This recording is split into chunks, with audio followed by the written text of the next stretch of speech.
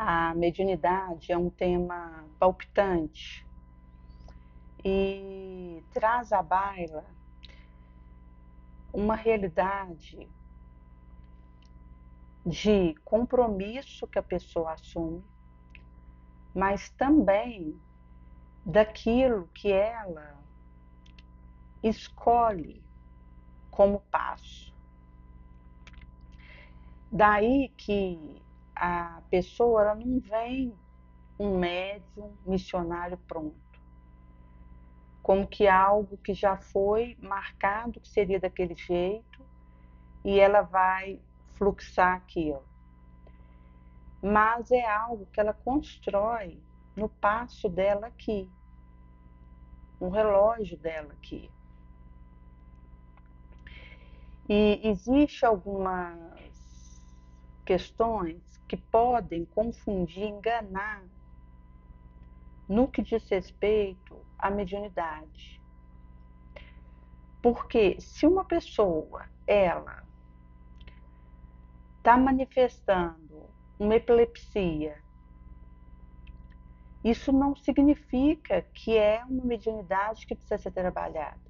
Pode ser apenas uma questão do neurônio, da parte física do cérebro, que impinge uma realidade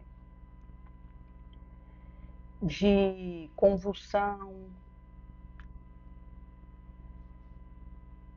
alinhamento,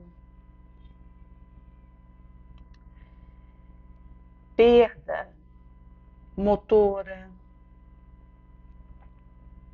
obnubilação, que está ligado a uma realidade dela, do que ela viveu, daquilo que ela trouxe para essa experiência dela. Haja visto que é uma condição que impacta um órgão importante que é o cérebro.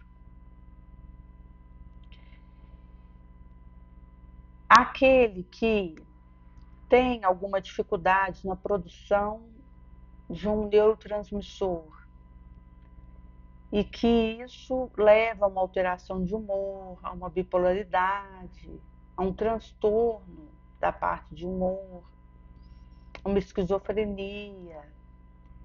Isso, per si, é uma alteração que diz de uma herança que ela trouxe, que imprimiu no gene que produz tal substância uma alteração significativa.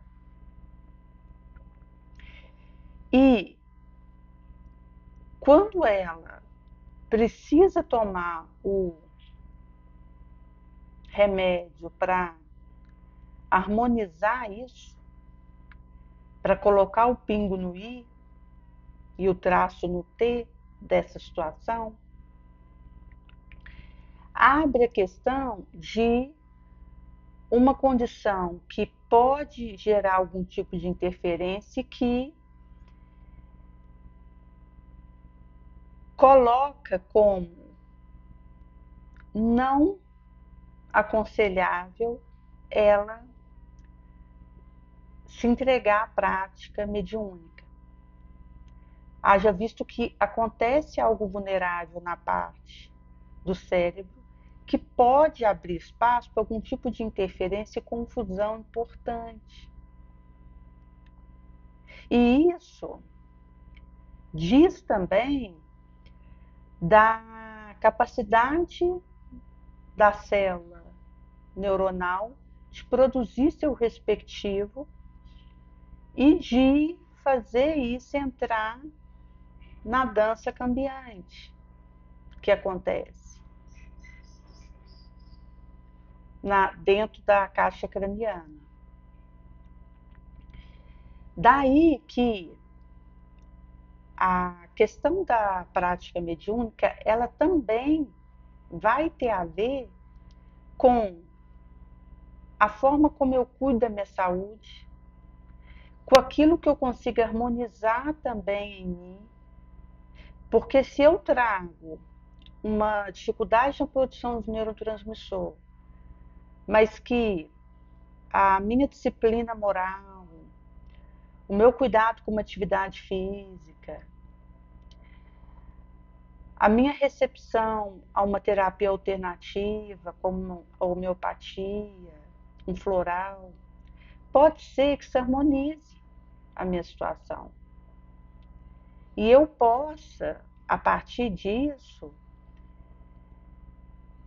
seguir com isso harmonizado, apesar de ter recebido essa herança que per si é o que aconteceria em mim.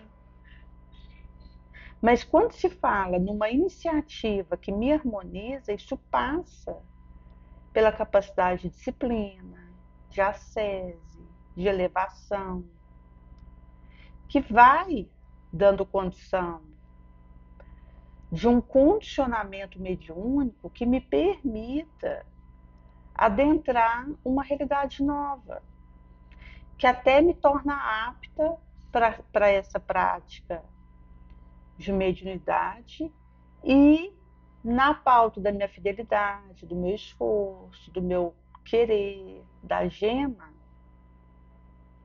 decisional que eu traga, isso vai ganhando força também.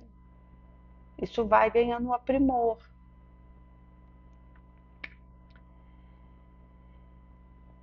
Daí que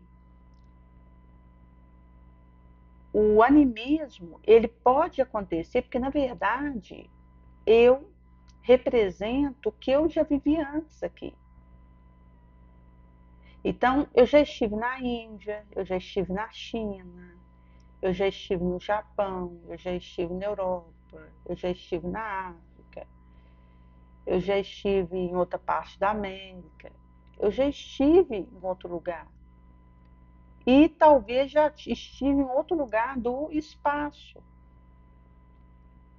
E o que eu vivi antes está íncito e ínclito no meu espírito, que viveu isso. E que, cujo clichê que eu vivi quando eu estava na Índia pode aflorar. E pode fazer vir à baila uma experiência que não diz respeito a um espírito que se comunica através de mim, mas é um clichê meu mesmo, que vem a fluxo naquele momento. Tinha uma senhora que ela estava manifestando a personalidade de alguém que ela tinha sido na reencarnação anterior.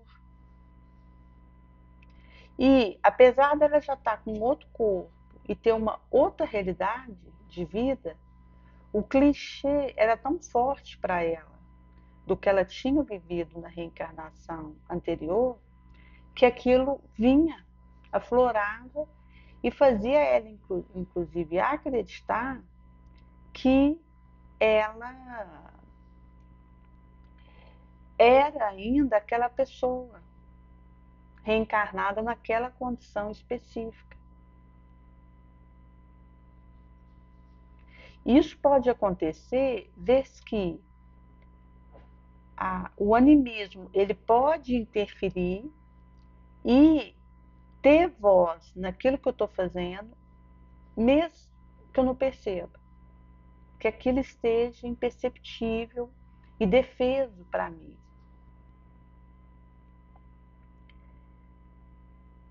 Daí que é preciso ter cautela com a mediunidade, visto que isso precisa ser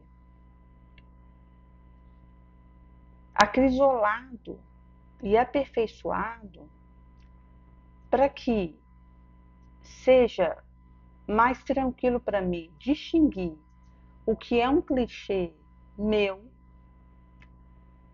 que vem do meu subconsciente, do meu inconsciente, que aflora, e aquilo que é uma experiência alienígena de um outro espírito que está agindo ali, que está colocando em palavra aquilo que ele deseja, e isso que usa do meu corpo naquele momento para se colocar. E aí entra também a questão do espírito frívolo e do espírito elevado, porque o espírito frívolo, ele aproveita da situação para ou me acicatar quando existe um desejo de vingança, ou me confundir e confundir quem está me ouvindo, ou ir através daquela situação para um objetivo de curiosidade, de diversão, de frivolidade. Enquanto que o espírito de escola, ele usa o momento do intercâmbio mediúnico para instruir, para aclarar, para orientar, para fortalecer, para direcionar também e para corrigir algo que precise. Daí que é um tema delicado e que pede a questão do autoconhecimento, que me ajuda a diferenciar aquilo que é meu, que é clichê meu, que é a experiência que eu tive antes, que está na minha mistura de experiência, e aquilo que é do outro, que possa estar manifestando, entrando em contato comigo e que pede também o discernimento, o tirocínio, para ter um olhar diferenciado, genial, em relação àquilo que está diante de mim. E essa questão do discernimento é um esforço de disciplina, porque à medida que eu faço a minha lapidação moral no bem, eu vou conseguindo um discernimento diferenciado, um tirocínio, para ver e distinguir uma realidade da outra também.